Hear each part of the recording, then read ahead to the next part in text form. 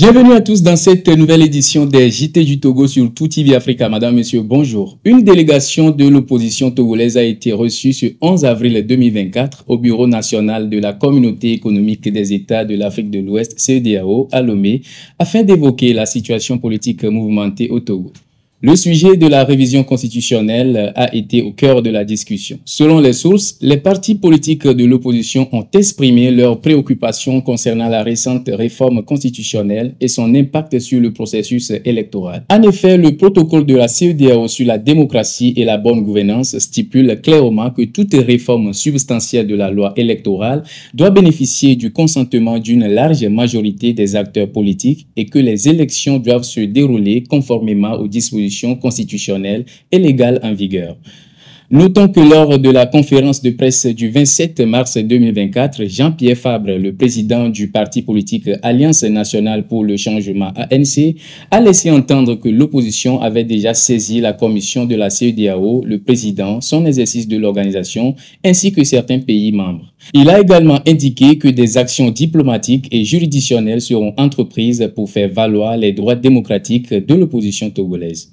Le Togo a récemment franchi une étape importante dans la lutte contre les inondations avec le lancement du programme de gestion du littoral ouest-africain Waka Resip.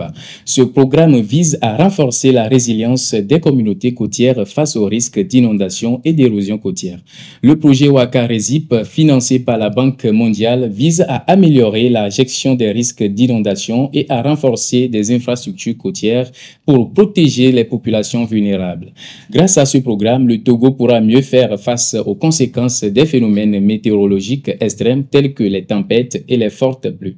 En plus de renforcer les infrastructures, le projet Waka Resip met également l'accent sur la sensibilisation des populations aux risques d'inondation et l'importance de la préparation aux catastrophes.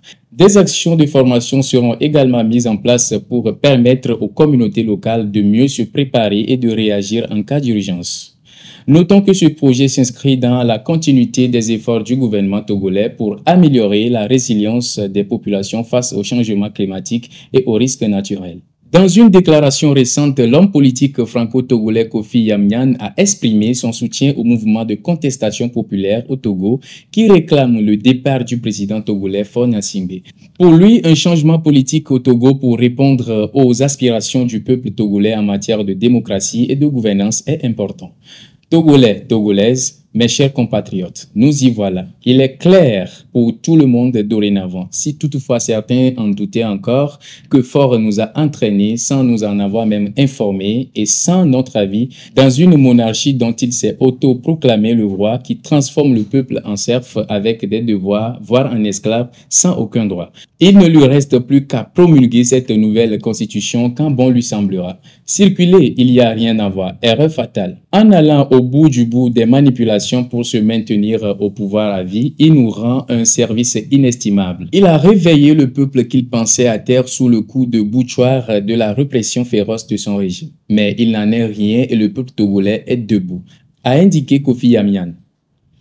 Il a également appelé à une transition politique pacifique et démocratique pour permettre au Togo de sortir de la crise actuelle et de se diriger vers un avenir meilleur. Notons que cette prise de position de Kofi Yamyan intervient dans un contexte de tensions politiques croissantes au Togo, marqué par des manifestations contre le régime en place.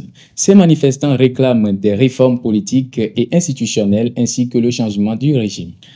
La commune de Koza 4, située dans la région de la Kara, va bientôt bénéficier de nouvelles constructions sur le marché de Pissio. C'est dans le cadre d'une initiative placée sous la direction de l'Agence nationale d'appui au développement à la base ANADEP et financée par le programme d'appui aux populations vulnérables PAPV.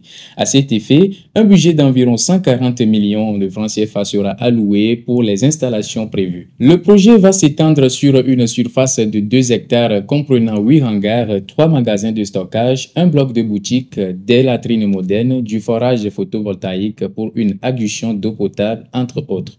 Cette entreprise a été sélectionnée pour exécuter ces travaux pour une durée prévisionnelle de 4 mois. Vu l'importance de ce projet pour la communauté, une cérémonie officielle de remise du site aux entreprises sélectionnées s'est tenue le 3 avril 2024 sous la supervision des cadres de la commune, des chefs traditionnels et d'une représentation des commerçants d'Atiangade.